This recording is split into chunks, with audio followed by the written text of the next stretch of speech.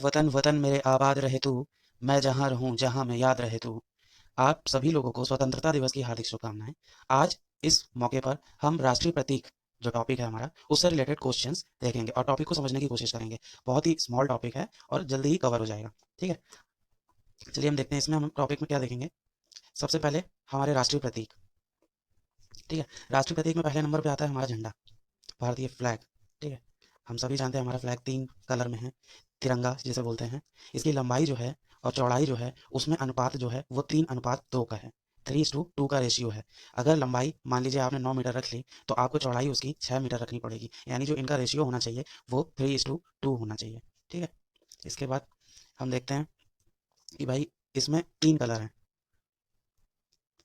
यहाँ पर है केसरिया, सैफ्रॉन, बीच में है वाइट, श्वेत। ठीक है, और सबसे लास्ट में है ग्रीन, हरा। ठीक, अब इनको ये देख लेते हैं किस किस को डिनोट करते हैं। जो केसरिया रंग है वो हमारा साहस को डिनोट करता है। ठीक है, करेज को। केसरिया रंग साहस को डिनोट करता है। जो श्वेत रंग है वो हमारा शांति को, पीस को और सच्चाई को डिनोट करता है। ठीक है, इसके बाद जो हरा रंग है, हरा हम सभी देखते हैं कि हरे पेड़ पौधे होते हैं। ज़्यादा अच्छे पेड़ पौधे होंगे, ज़्यादा अच्छी फसल होगी तो क्या होगा, हमारी उर्वरता बढ़ेगी। ठीक है, उर्वरता बढ़ेगी तो उससे हमारी क्या होगी, प्रॉस्पेरिटी आएगी, यानी समृद्धि भी बढ़ेगी। तो जो हरा रंग है, ग्रीन कलर है, वो उर्वरता और समृद्धि का प्रतीक है। ठीक है, इसके बाद हम देखते हैं कि इसमें जो बीच में सफेद पट्टी है उसमें एक चक्र है, ऐसे करके एक चक्र है, पहिया जैसा है। इस पहिए में 24 तीलियां हैं। ठीक है, 24 इसमें तीलियां हैं, काउंट करने पर 24 तीलियां हैं। ठीक है, ये किससे लिया गया है? जो आपका जो चक्र है वो सारनाथ में एक स्तंभ है, किसका? अशोक का। अशोक का एक स्तंभ है जिसका नाम है सिंह स्तंभ। नाम है सिंह स्तंभ, यानी शेर, शेर बना है उस पे। ठीक है, उस स्तंभ से लिया हुआ है। ठीक है, अच्छा। जो ये जो चक्र है जिसमें 24 तीलियां हैं, ये किसका प्रतीक है? ये न्याय का प्रतीक है। ठीक है, न्याय का प्रतीक है। और ये भी बोल सकते हैं धीरे धीरे घूम रहा है ना, तो धीरे धीरे अच्छी गतिशीलता को दिखाता है कि हम धीरे धीरे चलेंगे लेकिन जीतेंगे जरूर। ये न्याय को भी डिनोट करता है और गतिशीलता को भी दिखाता है हमारी। ठीक, इसके बाद एक पॉइंट याद रखिएगा आप लोग कि पिंगली, पिंगली वेंकैया, पिंगली वेंकैया, जो आप सुनते हैं वेंकैया नायडू, उसी प्रकार से एक नाम था पिंगली वेंकैया। इन्हीं ने ही हमारा राष्ट्रीय ध्वज जो आज आप लोग देख रहे हैं इसको तैयार किया था। विधानसभा बैठती है और डेट है 22 जुलाई 1947। ठीक है, संविधान सभा ने 22 जुलाई 1947 को आज हम जिस फॉर्मेट में अपना फ्लैग देख रहे हैं उस फॉर्मेट को स्वीकार किया था। संविधान सभा ने 22 जुलाई 1947 को आज जिस फॉर्मेट में हम अपना फ्लैग देख रहे हैं उसको, ये 22 जुलाई 1947 को स्वीकार किया गया था। ये आपको एक डेट याद रखनी है, 22 जुलाई 1947। इस दिन हमारा जो राष्ट्रीय ध्वज है वो तैयार हुआ था पिंगली वेंकैया के द्वारा और इसी को संविधान सभा ने स्वीकार किया था। अब हम देखते हैं अपना राज चिन्ह। वो हमारा सिंह स्तंभ है। सिंह स्तंभ, स्तंभ मतलब कॉलम। ठीक है, सिंह स्तंभ। ठीक, अभी मैं सब दिखाऊंगा ये कैसे दिखते हैं। सिंह स्तंभ है। भारत सरकार ने भारत सरकार ने 26 जनवरी 1950 को, 26 जनवरी 1950 को इसको स्वीकार किया था। भारत सरकार ने 26 जनवरी 1950 को स्वीकार किया था। ठीक है, इसके बाद इसमें एक पॉइंट याद रखने की जरूरत है कि भाई, ठीक है, इसके नीचे एक देवनागरी लिपि में एक वर्ड लिखा है, सत्यमेव जयते। जयते, सत्यमेव जयते जो है वो मुंडको उपनिषद से लिया गया है। मुंडको उपनिषद से लिया गया है। मुंडको उपनिषद से लिया गया है। ठीक है, तो हमने अपना राज चिन्ह भी देख लिया। इसके बाद हम आगे चलते हैं राष्ट्रगान पे। राष्ट्रगान है जनगण मन, हमारा राष्ट्रगान है। जनगण मन हमारा राष्ट्रगान है। अच्छा, इसको गाने में टोटल जो सेकंड्स लगते हैं वो 52 सेकंड्स लगने चाहिए, ये ऐसी मान्यता है। ठीक, इसके बाद सबसे पहले 27 दिसंबर, 1911। ठीक है, 1912 में हमारा टाइटैनिक डूब गया था। उसके आप ये मान लीजिए एक साल पहले 27 दिसंबर 1911, 27 दिसंबर 1911 को हमारा ये राष्ट्रगान पहली बार, फर्स्ट टाइम तो गाया ही गया होगा कहीं ना कहीं, तो पहली बार 27 दिसंबर 1911 को ये कांग्रेस का एक अधिवेशन हुआ था। कहाँ पे? कलकत्ता में। ठीक है, कलकत्ता में कांग्रेस का एक अधिवेशन हुआ था, वहां पे ये पहली बार गाया गया था। कब गाया गया था? 27 दिसंबर 1911 को। 27 दिसंबर 1911 को कांग्रेस के कलकत्ता अधिवेशन में इसे पहली बार गाया गया था। ठीक है, अच्छा, अब इसको स्वीकार कब किया गया था? अब राष्ट्रगान को 24 जनवरी 1950 को, 24 जनवरी 1950 को हमारे राष्ट्रीय गान को स्वीकार किया गया था। यानी जो इससे पहले राज्य चिन्ह हमने देखा वो 26 जनवरी 1950 को स्वीकार किया गया था, लेकिन उससे 2 दिन पहले ही यानी 24 जनवरी 1950 को हमारा राष्ट्रगान स्वीकार किया जा चुका था। उसके बाद हमारा राज्य चिन्ह स्वीकार किया गया है। ठीक है, चलते हैं आगे, देखते हैं राष्ट्रगीत। अब राष्ट्रगीत, हमने राष्ट्रगान देख चुके हैं। ठीक है, राष्ट्रगीत, राष्ट्रगीत हमारा है वंदे मातरम, वंदे मातरम, वंदे मातरम। हमने देखा 27 दिसंबर 1911 को ये पहली बार गाया गया था। तो राष्ट्रगीत कब गाया गया था? राष्ट्रगीत जो हमारा गाया गया था वो 1896 में पहली बार गाया गया था। कांग्रेस के ही अधिवेशन में गाया गया था और वो ईयर था 1896। ये पहली बार गाया गया था। कोई भी देखो गीत है या गान है, पहली बार तो कभी गाया ही गया होगा। तो पहली बार के ऊपर उठा के कोई क्वेश्चन पूछ लेता है, तो ये राष्ट्रगान जो गाया गया था वो 1911 में पहली बार गाया गया था। ठीक है, कांग्रेस के अधिवेशन के कलकत्ता अधिवेशन में गाया गया था। और राष्ट्रगीत जो वंदे मातरम है ये 1896 में ही कांग्रेस के अधिवेशन में गाया गया था। ठीक, बंकिम चंद्र चटर्जी, बंकिम चंद्र चटर्जी या चट्टोपाध्याय भी बोलते हैं इनको। बंकिम चंद्र चटर्जी ने एक उपन्यास लिखा था आनंद मठ, आनंद मठ, आनंद मठ, ये इनका उपन्यास था। इससे ये लिया गया है, इससे ये लिया गया है। ठीक है, ये जो राष्ट्रगीत वंदे मातरम है ये आनंद मठ से लिया गया है। और किसका उपन्यास है? ये बंकिम चंद्र चटर्जी का। ठीक है, या उन्हें चट्टोपाध्याय भी बोलते हैं। ठीक, और जो हमारा राष्ट्रगान लिया गया है वो रविंद्रनाथ टैगोर की एक कृति है।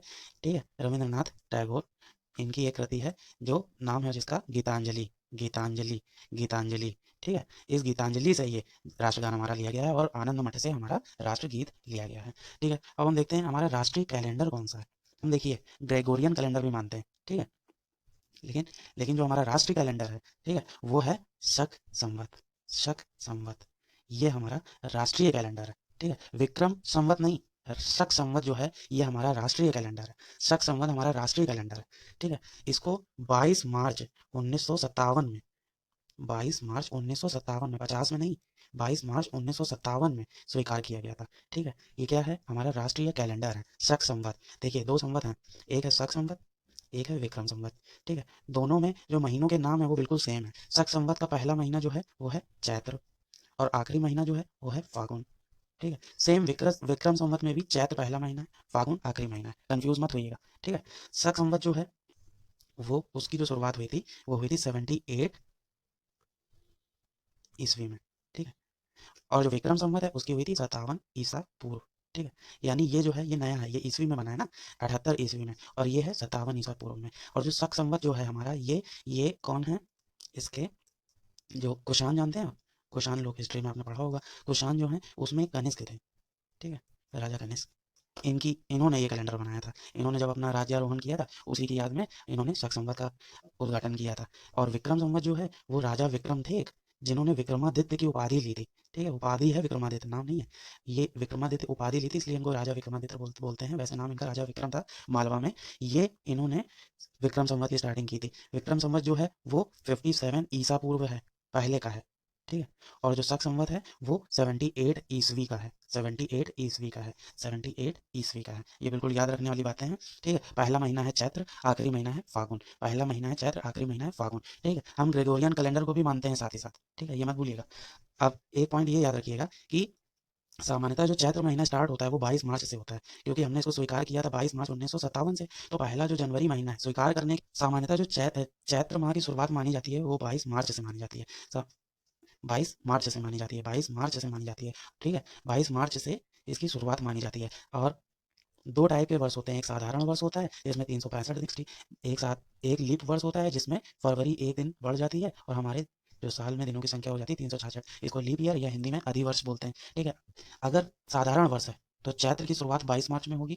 अगर लीप ईयर है 366 तो चैत्र की शुरुआत एक दिन पहले यानी 21 मार्च को हो जाएगी। क्यों? क्योंकि भाई फरवरी में एक दिन एक्स्ट्रा बढ़ गया है ना, तो ये हमारा 21 मार्च को स्टार्टिंग हो जाएगी। आपको पता है जो शक संवत है वो भारत का राष्ट्रीय कैलेंडर है और विक्रम संवत जो है वो हमारा नेपाल का राष्ट्रीय कैलेंडर है। ये याद रख सकते हैं आप। ठीक है, आगे चलते हैं। अब हम देखते हैं हमारा राष्ट्रीय पक्षी, राष्ट्रीय पक्षी मोर है। मोर, और इसको साइंटिफिक नेम क्या बोलते हैं? पावो क्रिस्टेटस, पावो क्रिस्टेटस, ये इसका वैज्ञानिक। इसके बाद बाघ, ये हमारा राष्ट्रीय पशु है। इसका साइंटिफिक नेम जो है वो पैंथेरा टिग्रिस है, पैंथेरा टिग्रिस। ठीक है, चलिए अब हम जल में देख लेते हैं। जल में कौन है भाई? गंगा की डॉल्फिन, गंगा की डॉल्फिन, ये हमारी राष्ट्रीय जलीय जीव है, राष्ट्रीय जलीय जीव। ठीक है, गंगा की डॉल्फिन, इसे इसका वैज्ञानिक नाम प्लेटा निस्ता, प्लेटा निस्ता गैंगेटिक, गैंगेटिक, गंगा में पाई जाती है तो गैंगेटिक। ठीक है, प्लेटा निस्ता गैंगेटिक, प्लेटा निस्ता गैंगेटिक, गंगा।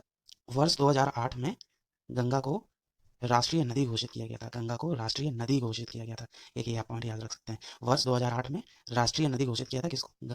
अब हमारे यहाँ दिवस, ऐसे कौन से दिवस है जिन्हें राष्ट्रीय दिवस बोलते हैं? पहला, आज का दिन स्वाधीनता दिवस 15 अगस्त, ठीक है। गणतंत्र दिवस 26 जनवरी, और गांधी जयंती 2 अक्टूबर। इनको राष्ट्रीय दिवस बोला जाता है, इन्हें राष्ट्रीय दिवस माना जाता है, ठीक है। तो इस प्रकार ये टॉपिक खत्म होता है। अब हम इससे, चलिए अभी तक जो हमने पढ़ा है उससे रिलेटेड क्वेश्चंस देख लेते हैं जो हमारे स्टेट सर्विसेज में पूछे गए हैं, ठीक है। ये पहले एक बार आप फोटोज देख सकते हैं। ये हमारा झंडा है, ये केसरिया। केसरिया रंग साहस का प्रतीक है, सफेद रंग शांति व सच्चाई का प्रतीक है, और हरा रंग उर्वरता और समृद्धि का प्रतीक है। ये जो बीच में चक्र देख रहे हैं आप, ये नीले रंग का चक्र है, इसमें 24 तीलियां हैं, और ये हमारे न्याय का प्रतीक है।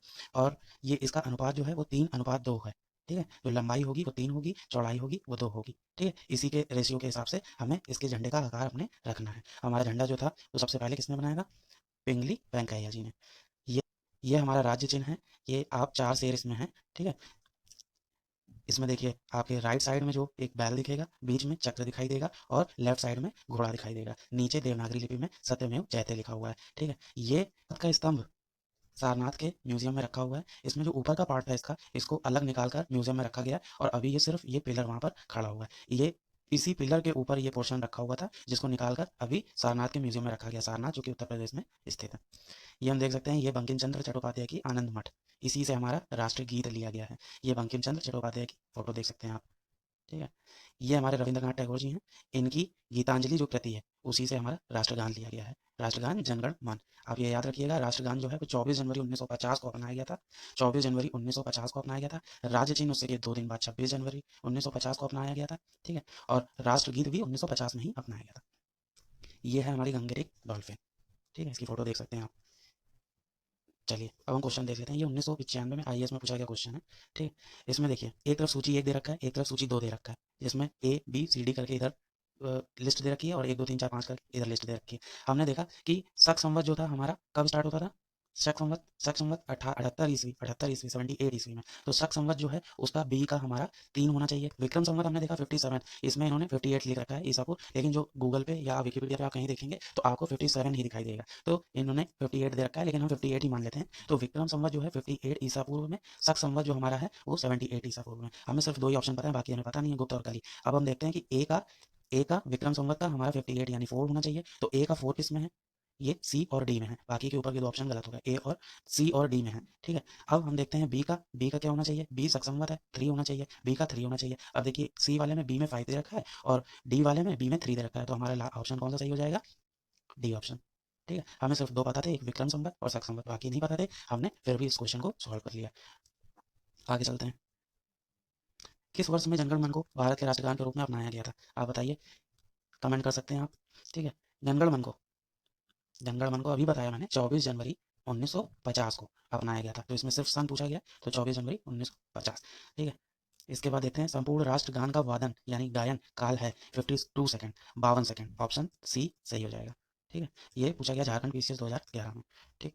इसके बाद हम देखते हैं, भारत शासन द्वारा राजकीय चिन्ह स्टेट एम्बलम, जो राजकीय चिन्ह है हमारा जो शेर वाला है, ठीक है, जिसके नीचे सत्यमेव जयते लिखा है, ये कब अडॉप्ट किया गया था? हमने याद रखना है कि 24 जनवरी 1950 को हमारा राष्ट्रगान आया था, उसके 2 दिन बाद हमारा राजकीय चिन्ह, ठीक है, जो शेर है, जिसमें नीचे एक तरफ बैल है, एक तरफ घोड़ा है, बीच में चक्र है, और नीचे देवनागरी लिपि में सत्यमेव जयते लिखा हुआ है, वो 26 जनवरी 1950 को। ये एमपीपीएससी 1999 में क्वेश्चन पूछा गया, तो हमारा डी ऑप्शन इसमें सही हो जाएगा।